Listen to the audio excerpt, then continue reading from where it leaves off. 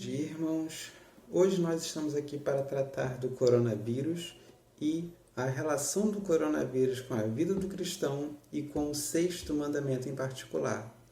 Coronavírus. O que vem a ser o coronavírus?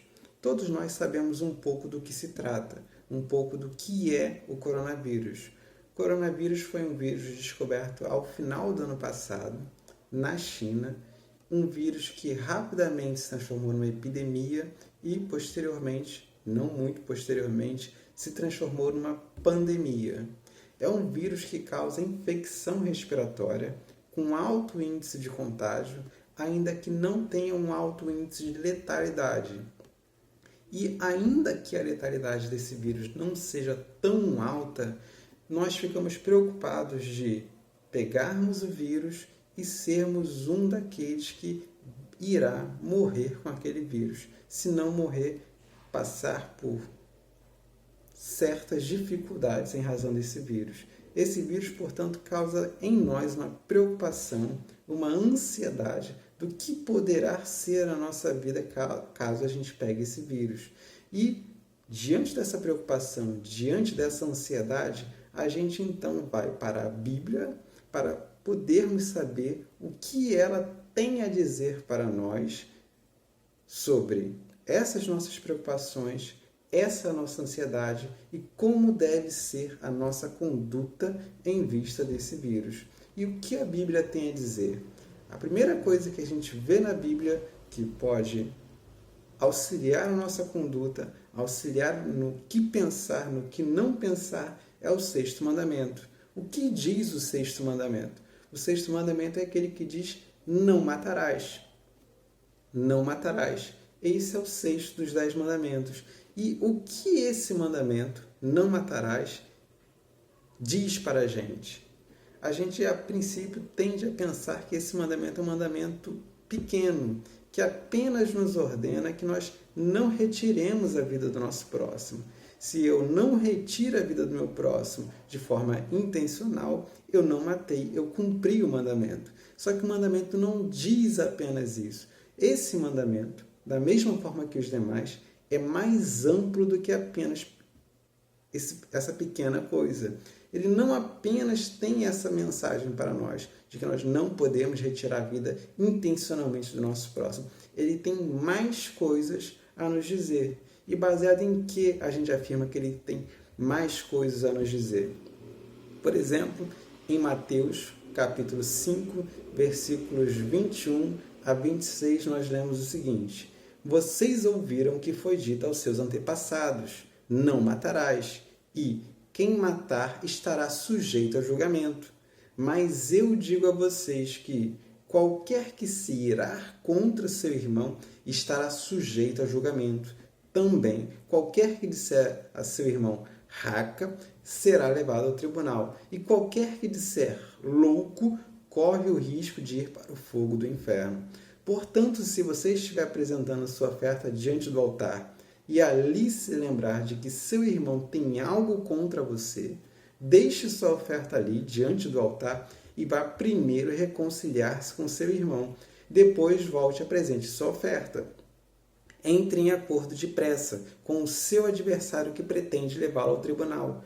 Faça isso enquanto ainda estiver com ele a caminho, pois, caso contrário, ele poderá entregá-lo ao juiz e o juiz ao guarda e você poderá ser julgado na prisão. Eu garanto que você não sairá de lá enquanto não pagar o último centavo. Esse mandamento é amplo. Aqui está, nesse texto, uma aplicação que Jesus faz do sexto mandamento, dizendo que não se trata apenas de não matar o próximo, de não retirar a vida intencionalmente do próximo. Trata-se também de não se irar contra o próximo sem razão, sem motivo. Simplesmente nós odiarmos o nosso próximo sem nenhuma razão para isso é também quebra do sexto mandamento. Assim como não retirar a vida dele também é quebra do sexto mandamento. O mandamento é amplo e, em razão dele ser amplo, ele tem coisas a nos ensinar. Que coisas que ele tem a nos ensinar? Eu vou ler aqui com vocês a pergunta 135 do nosso Catecismo Maior, que trata dos deveres do sexto mandamento. Quais são os deveres exigidos no sexto mandamento? Resposta: os deveres exigidos no sexto mandamento são todo empenho cuidadoso e todos os esforços legítimos para a preservação de nossa vida e a de outros, resistindo a todos os pensamentos e propósitos, subjugando todas as paixões e evitando todas as ocasiões, tentações e práticas que tendem a tirar injustamente a vida de alguém, por meio de justa defesa dela contra a violência, por paciência em suportar a mão de Deus, sossego mental, alegria de espírito, uso sóbrio da comida, bebida, remédios, sono, trabalho e recreios, por pensamentos caridosos, amor, compaixão, mansidão, benignidade, bondade, comportamento e palavras pacíficos, brandos e corteses, a longanimidade e prontidão para se reconciliar, suportando pacientemente e perdoando as injúrias, dando bem por mal, confortando e socorrendo os aflitos e protegendo e defendendo o inocente. Aqui estão deveres exigidos de nós através do sexto mandamento, demonstrando mais uma vez que não se trata apenas de não retirarmos intencionalmente a vida do próximo. Certamente isso é cumprir o sexto mandamento, mas cumprir o sexto mandamento não se resume a isso. Tem mais coisas, e são essas as coisas que nós iremos ver para sabermos como deve ser a nossa conduta em dias de coronavírus. Vamos lá. Uma das coisas que a gente leu, que é uma das coisas que a gente vai tratar, é todo empenho cuidadoso e todos os esforços legítimos para a preservação de nossa vida. Isso é uma das coisas que nós devemos fazer para cumprirmos o sexto mandamento. Temos que ter todo o empenho cuidadoso e todos os esforços legítimos para preservarmos a nossa vida. Isso é algo a nós considerarmos. Não se trata apenas de ter um cuidado, não se trata apenas de termos um empenho, mas de termos todo empenho cuidadoso para preservarmos as nossas vidas. Não é algum empenho, não é um pouco de empenho, é todo empenho e cuidadoso para preservarmos as nossas vidas. Um dos textos que nós temos que fundamenta a resposta do nosso catecismo é o de Deuteronômio 22, versículo 8, que trata do parapeito. O texto diz o seguinte: quando você construir uma casa nova, faça um parapeito em torno do terraço, para que não traga sobre a sua casa a culpa pelo derramamento de sangue inocente, caso alguém caia do terraço. Então aqui nós temos uma imagem de uma casa onde uma pessoa poderia subir ao terraço e, caso não houvesse um parapeito à volta do terraço, uma pessoa que teria subido até lá poderia cair daquele terraço e poderia vir a falecer em razão daquela queda. Se a pessoa não tivesse construído o parapeito, a culpa por aquela pessoa ter subido e ter caído seria do dono da casa, porque ele não teve todo o empenho cuidadoso, não se utilizou de todos os esforços legítimos para construir um parapeito para que isso não viesse a ocorrer. Isso por quê? Porque é dever de cada um de nós termos todo o empenho cuidadoso, fazermos todos os esforços legítimos para preservar a vida. Isso é um dever exigido de cada um de nós. E como nós temos todo o empenho cuidadoso e todos os esforços legítimos para preservarmos as nossas vidas em dias de coronavírus?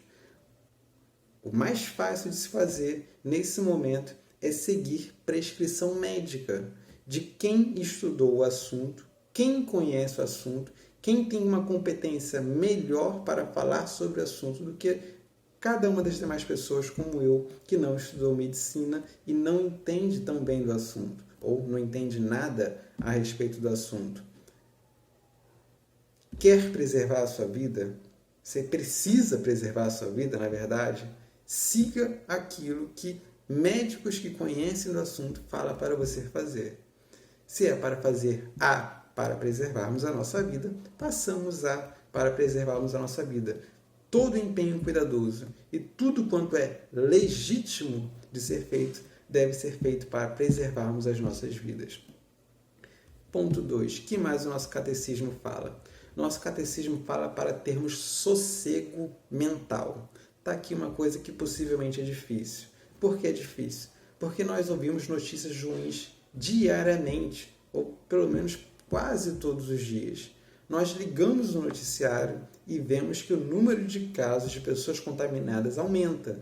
Nós ligamos o noticiário e vemos que o número de óbitos aumenta.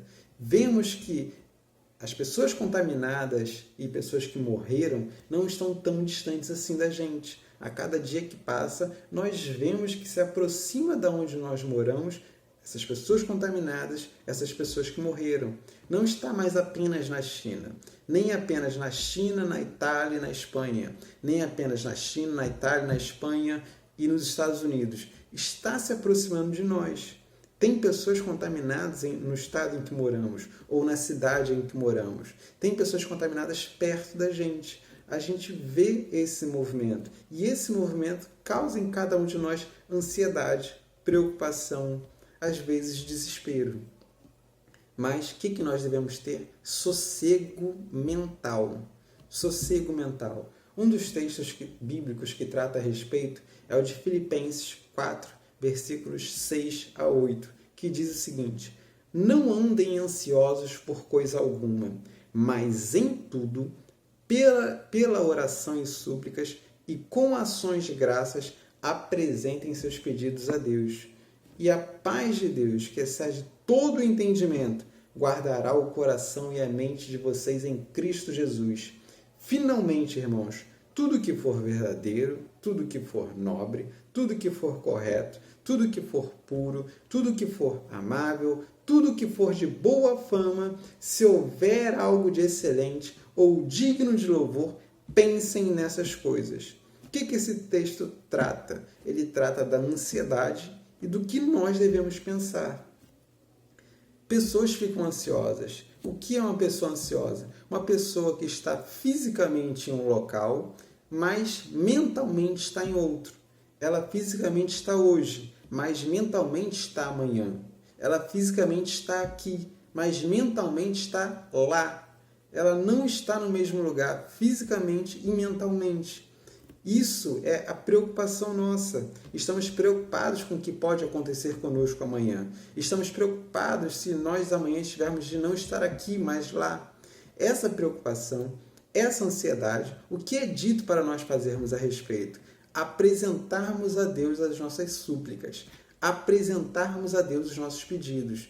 E aquele para o qual nós apresentamos os nossos pedidos, Deus irá cuidar daquilo que nós pedimos. E uma vez que Ele irá cuidar daquilo que nós pedimos, nós podemos ter sossego.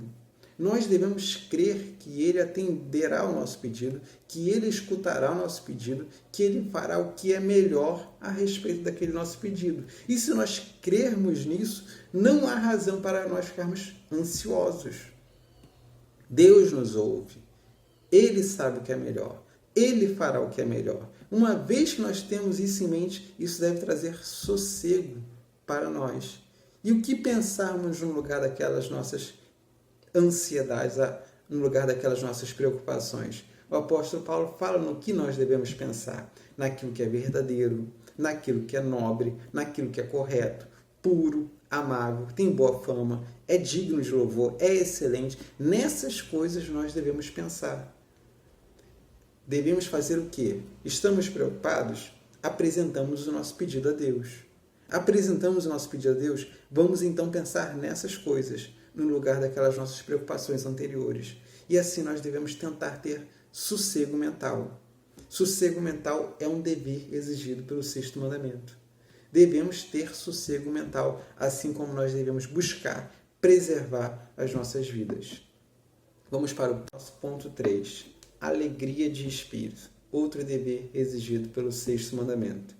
Coronavírus, como todos nós sabemos, está atingindo as pessoas e não apenas atinge as pessoas, como muitas vezes faz com que pessoas tenham de ficar internadas e algumas vezes leva as pessoas a óbito. E isso certamente traz tristeza. tristeza, sofrimento. Isso causa uma angústia na gente. Mas o que nós devemos ter? Alegria de espírito. Qual o texto que fala de alegria de espírito na Bíblia que todos nós lembramos de cor? Filipenses 4:4, que diz: alegrem-se sempre no Senhor. Novamente digo, alegrem-se. Ou alegrai-vos no Senhor. Outra vez digo, alegrai-vos. Ter alegria. A carta aos Filipenses, o contexto dela, nós temos o apóstolo Paulo preso numa prisão, temos os filipenses que enviaram um mensageiro para levar uma oferta a Paulo. Esse mensageiro, Epafrodito, quase vem a falecer. Nós temos que os filipenses estavam achando que o evangelho poderia vir a morrer em razão do maior missionário da Ásia Menor estar preso. Nós temos ali um contexto ruim. O apóstolo Paulo preso, Epafrodito quase morre, o evangelho estava sem o maior representante da época, porque ele estava preso. O apóstolo Paulo poderia vir a ser condenado. Nós temos uma situação ruim naquela ocasião. E em meio àquela situação ruim, a ordem de Paulo é: alegrem-se. Não é somente agora que temos uma situação ruim, um contexto ruim. Aquele também era um contexto ruim. Um contexto diferente, mas também ruim. E naquele contexto ruim as pessoas deveriam se alegrar. E assim, nesse contexto também, não é para nós estarmos permanentemente tristes, é para estarmos alegres. Há um momento em que nós devemos chorar com os que choram. Há momentos em que nós devemos ficar tristes, mas o estado normal do cristão não é de tristeza constante, tristeza permanente. Temos motivos para estarmos alegres. Fomos salvos. Temos o Espírito Santo de Deus dentro de nós. Fomos adotados na família de Deus. Fomos justificados pela fé. Temos motivos para estarmos alegres. Há momentos em que ficaremos tristes, mas isso não é o padrão normal do cristão. O padrão normal do cristão é a alegria. Devemos ter essa alegria. Alegria de espírito. Outro texto que trata de alegria, que também é muito bom, é o de Provérbios 17:22, que diz o seguinte: o coração alegre é bom remédio, mas o espírito abatido faz secar os ossos. O coração alegre é bom remédio, mas o espírito abatido faz secar os ossos. Pense nisso. O que a alegria faz e o que a tristeza faz na vida da pessoa. Qual é a consequência da vida alegre e qual é a consequência da vida triste? O coração alegre é bom remédio, mas o espírito abatido faz secar os ossos. Vamos lá, ponto 4. Uso sóbrio. Devemos fazer uso sóbrio de comida, bebida, sono, trabalho, remédio. Uso sóbrio dessas coisas. Por que é importante nós meditarmos nisso? Porque com o isolamento social que nós temos tido, pode haver uso imoderado dessas coisas.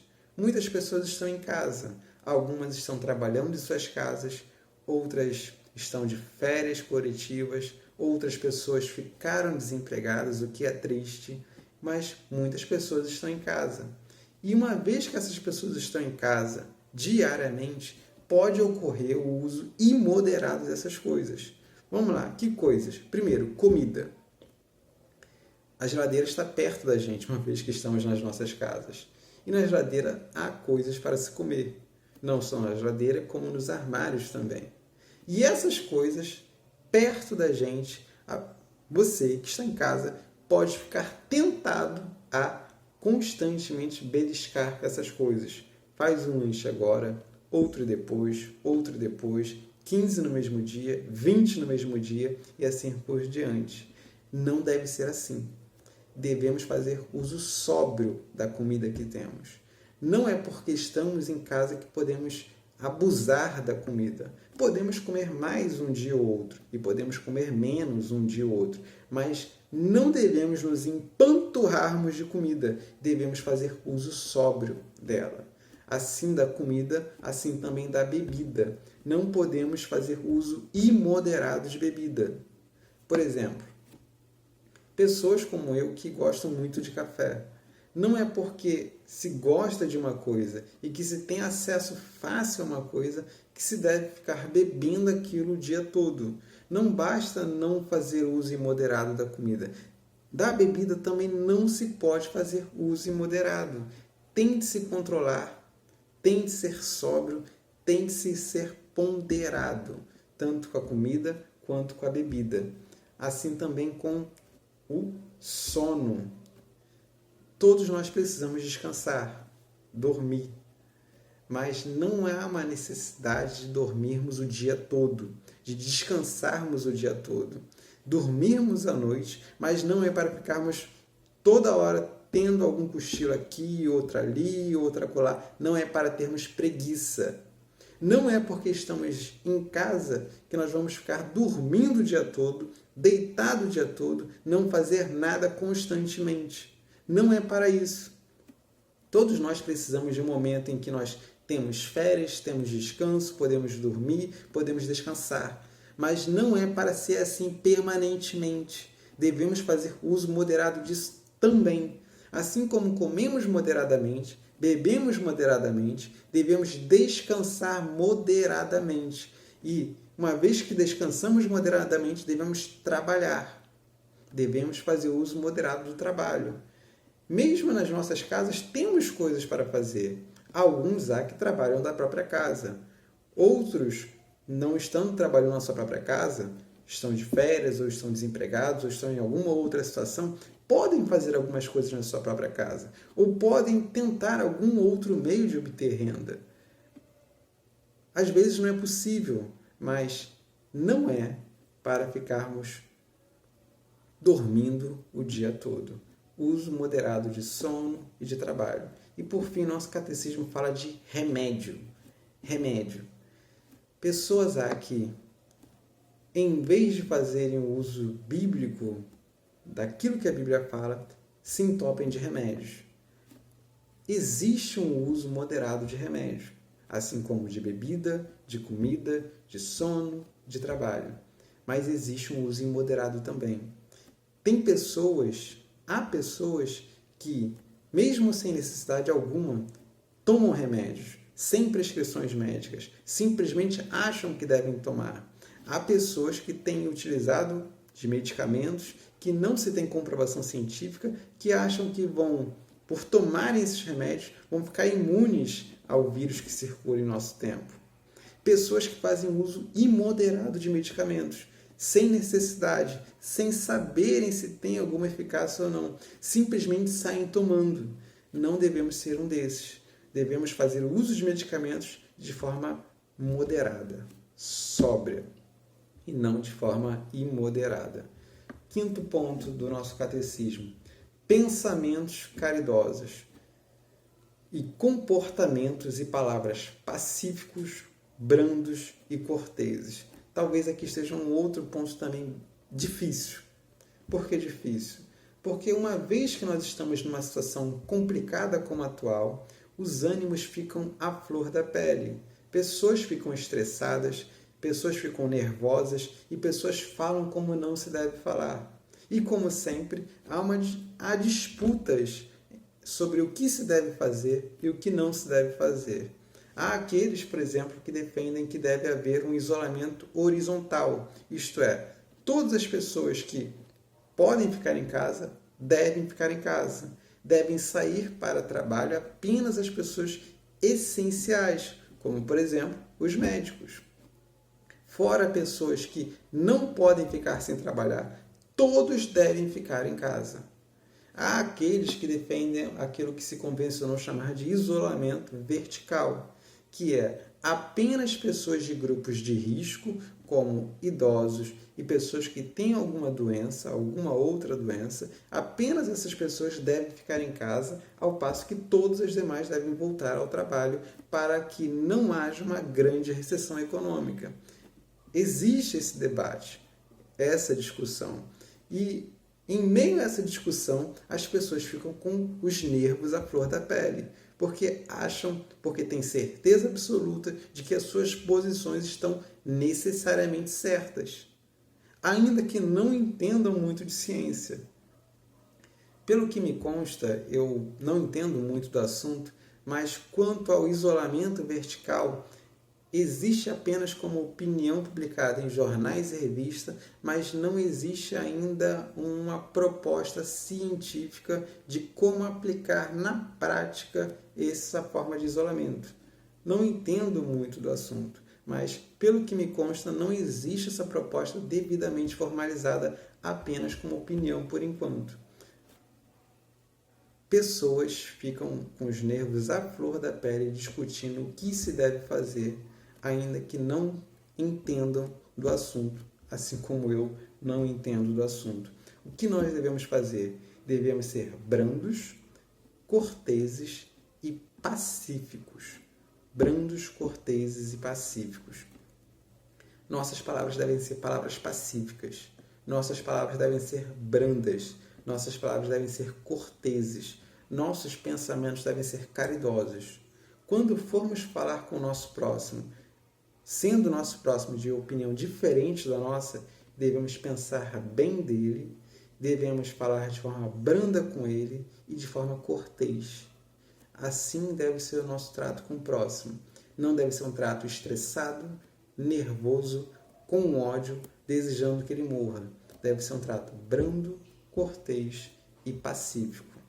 A gente se lembra aqui daquilo que a gente já leu em Mateus 5, 21 a 26, que diz, vou reler uma parte, vocês ouviram que foi dito aos seus antepassados, não matarás, e quem matar estará sujeito a julgamento.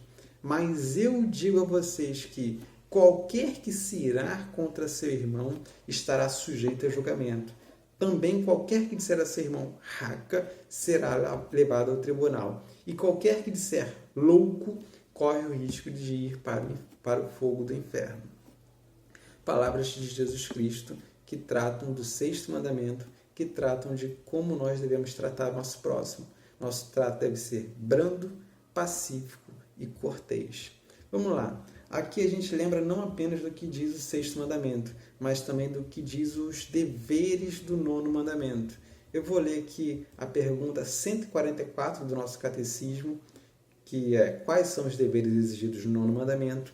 E a resposta é a seguinte: os deveres exigidos no nono mandamento são conservar e promover a verdade entre os homens e a boa reputação de nosso próximo, assim como a nossa, evidenciar e manter a verdade e de coração sincero, livre, clara e plenamente falar a verdade, somente a verdade, em questões de julgamento e justiça e em todas as mais coisas, quaisquer que sejam, considerar caridosamente os nossos semelhantes, amar, desejar e ter regozijo pela sua boa reputação, entristecer-nos pelas suas fraquezas e encobri-las, e mostrar franco reconhecimento dos seus dons e graças, defender sua inocência, receber prontamente boas informações a seu respeito e rejeitar as que são maldizentes, lisonjeadoras e caluniadoras, prezar e cuidar de nossa boa reputação e defendê-la quando for necessário, cumprir as promessas lícitas, empenhar em praticar tudo que é verdadeiro, honesto, amável e de boa fama. Aqui nós vemos algumas coisas que tratam a respeito do nosso próximo, como, por exemplo, ter regozijo pela sua reputação, entristecer-nos pelas suas fraquezas e encobri-las, considerar caridosamente os nossos semelhantes. Assim deve ser o nosso trato com o nosso semelhante. Pensar de forma caridosa a respeito dele, falar de forma cortês, branda, pacífica e agir de forma branda, pacífica e cortês também. Esse deve ser o nosso trato com o nosso próximo em dias de coronavírus em que as pessoas estão com seus nervos à flor da pele. 6 agora. Dando bem por mal e prontidão para se reconciliar. Mais duas lições do nosso catecismo a respeito de como cumprir o sexto mandamento. Dando bem por mal. Em tempos de coronavírus, novamente, há estresse, há palavras duras. Muitas vezes pessoas dão palavras duras para a gente sem necessidade. A gente tenta ser brando, a gente tenta ser cortês, a gente tenta ser pacífico e, apesar dessas nossas tentativas, ouvimos palavras duras, ouvimos coisas más. Pessoas agem de forma má para com cada um de nós. E qual deve ser a nossa reação? A nossa reação deve ser dar bem por mal e não dar mal por mal. A nossa reação deve ser dar bem por mal. Não devemos fazer igualmente mal aquilo que foi feito a nós. Não devemos repetir o mal, mas devemos dar bem por mal. E quando a pessoa se arrepende daquele mal, devemos ter prontidão para se reconciliar. Nós devemos ter prontidão para se reconciliar com aquele que se arrepende. A pessoa fez um mal para conosco. A gente deve responder com o bem. A pessoa se arrependeu daquilo que fez. Nós devemos estar prontos para nos reconciliarmos. Não devemos ignorar a pessoa que está arrependida. Devemos aceitá-la novamente. A pessoa se arrependeu, aceitamos de volta no nosso meio. Devemos ter prontidão para nos reconciliarmos e dar bem por mal.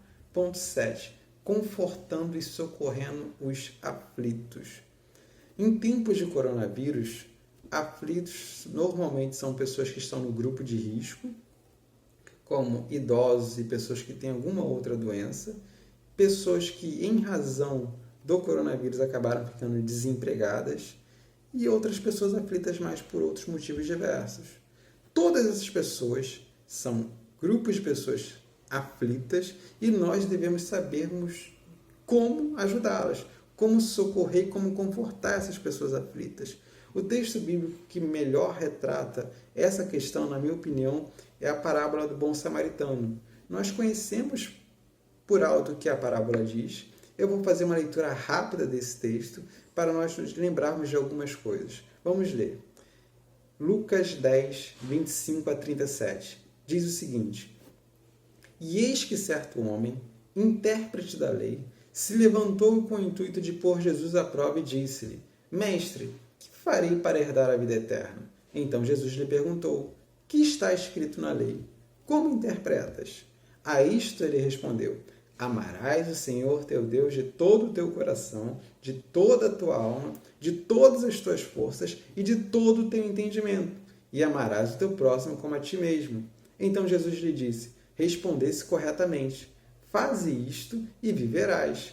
Ele, porém, querendo justificar-se, perguntou a Jesus: Quem é o meu próximo?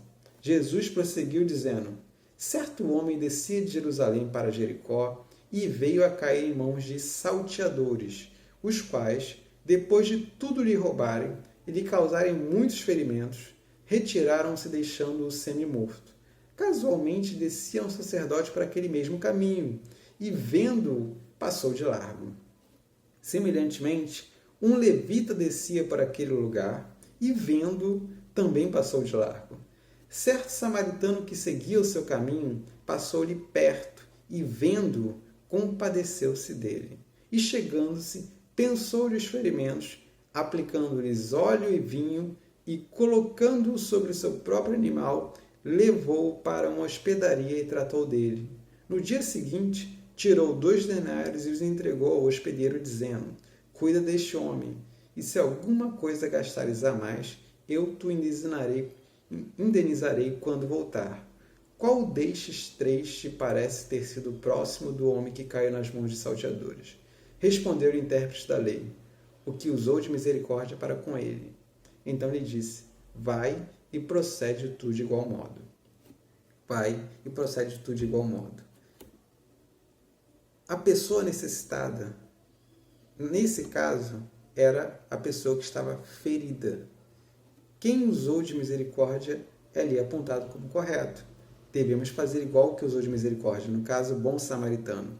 Essa deve ser a nossa atitude para com o necessitado.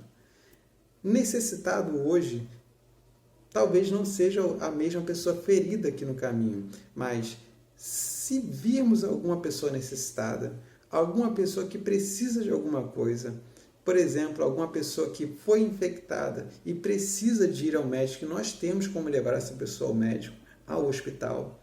Se virmos alguma pessoa que precisa ir até determinado local e não tem como, Se virmos alguém do grupo de risco, desempregada, aflita, se virmos alguma pessoa que está com um parente doente, infectado no hospital, entubado, se virmos alguma pessoa necessitada, devemos fazer igual esse bom samaritano fez. Ajudar no que for cabível. Devemos confortar aqueles que estão preocupados, ansiosos, que precisam ouvir alguma coisa. Devemos socorrer aqueles que estão doentes, aqueles que precisam de ir ao hospital, aqueles que precisam de alguma coisa, da mesma forma que esse samaritano fez. Assim como ele fez, assim nós devemos fazer. Vai tu e procede de igual modo. Devemos fazer a mesma coisa. A mesma coisa com os necessitados que temos hoje, com os aflitos que temos hoje, com as pessoas que precisam ser socorridas no dia de hoje. Próximo ponto, ponto 9 do nosso catecismo, suportar a mão de Deus. Isso é especialmente difícil para a gente que estamos vivendo no meio desse período difícil, nesse período ruim, nesse período de coronavírus. O texto bíblico que eu gosto a respeito do assunto é o de 1 Coríntios 10, 10, que diz o seguinte: nem murmureis, como alguns deles murmuraram e foram destruídos pelo exterminador. Destruídos pelo exterminador. Pessoas murmuraram e foram destruídas. Aqui o apóstolo Paulo está relembrando aos coríntios de exemplos do passado, do que pessoas no passado fizeram e coisas que não devem se repetir. Aqui nesse caso a murmuração. Houve murmuração no passado e a consequência foi essa. Os coríntios não deveriam murmurar. Assim também nós não devemos murmurar, independentemente da situação. Não devemos murmurar. Devemos suportar a mão de Deus. Quando a situação é difícil, devemos suportar aquela situação. Como suportar esse tipo de situação? Tendo sossego mental, buscando preservar as nossas vidas, socorrendo os aflitos, cumprindo todos os nossos deveres. Não apenas cumprindo todos os nossos deveres, também olhando para além daquilo que está mais na nossa frente. O que está mais à nossa frente? Contágio, óbito, coronavírus. É a primeira coisa que nós vemos. Mas existe coisas para além disso. Por exemplo, pode-se imaginar que clínicas de aborto suspenderam o seu expediente por conta do coronavírus. E se clínicas de aborto suspenderam o seu expediente por coronavírus, podemos imaginar que vidas estão sendo salvas. Talvez não todas. Talvez algumas pessoas estejam fazendo aborto de alguma outra forma. Mas talvez algumas pessoas com medo de fazer aborto de alguma outra forma não estejam fazendo. E se não estão fazendo, vidas estão sendo salvas. Outra coisa, atos de misericórdia. Temos visto bons atos de misericórdia em razão dessa situação atual. Pessoas se movendo para ajudar as outras, pessoas fazendo doações umas pelas outras. Temos visto que familiares estão se falando mais ainda aqui de forma virtual porque estão preocupados uns com os outros, coisas que às vezes não acontecia em tempos de normalidade. Familiares preocupados uns com os outros, vizinhos preocupados uns com os outros, amigos mais preocupados uns com os outros. Temos visto os bons vínculos, ainda que virtuais, ainda que à distância, coisas que não existiam em tempos de normalidade. Tem coisas boas acontecendo, não apenas coisas ruins. Devemos ocupar a nossa mente com essas boas coisas, coisas excelentes, de boa fama, nobres, verdadeiras. Devemos ocupar as nossas mentes com essas coisas. E essas coisas nos ajudam a suportar a mão de Deus em meio a toda essa dificuldade e nos ajudam a nos livrarmos de preocupações e ansiedades em meio a essas dificuldades. Isso é forma de nós andarmos em meio aos tempos de coronavírus, cumprindo devidamente o sexto mandamento. Vamos ver algumas aplicações para as nossas vidas. Primeiro, examine você o seu comportamento, seus pensamentos, as suas palavras, a sua fé, a sua oração e assim por diante. As suas palavras têm sido como devem ser ou não? As suas palavras têm sido brandas, corteses, pacíficas ou não? Seus pensamentos a respeito das pessoas que discordam de você têm sido pensamentos caridosos ou não? As suas atitudes, para além das suas palavras, para além daquilo que você pensa, têm sido atitudes brandas, corteses, pacíficas ou não? Sua fé, a sua oração, quando você se preocupa, você ora a Deus, apresenta seu pedido a Deus e descansa naquilo que você pediu ou não? Como você tem sido em meio a esse tempo? Como você tem sido denuncia quem você é. Se você é realmente um cristão, você irá se portar como cristão em meio a essa dificuldade. Se essa dificuldade te levou a se portar como um pagão, talvez seja porque você não é um cristão. Aproveite esse tempo para examinar como tem sido a sua vida diante de Deus. Outro ponto, culto doméstico. É uma boa oportunidade, o tempo em que estamos vivendo, para retomarmos o culto doméstico. Fazermos leitura bíblica com a nossa família, fazermos orações com as nossas famílias, cantarmos com as nossas famílias e meditarmos naquilo que a palavra de Deus tem para ensinar a nós. Uma prática que talvez tenha ficado esquecida, mas que esse é um bom momento para retomarmos. Culto doméstico, culto a Deus feito pela própria família. Não substitui o culto público. Quando pudermos retornar ao culto público, retornaremos, mas é uma boa oportunidade o fato de todos estarmos em casa para fazermos o nosso culto doméstico. Não há desculpa para não ser feito. Estamos em casa, podemos e devemos fazê-lo. Se não tem sido feito, que passe a se fazer. Vamos pensar nessas coisas a respeito do coronavírus, da Bíblia e da nossa conduta, se ela tem sido ou não certa em meio a esse tempo difícil. Amém.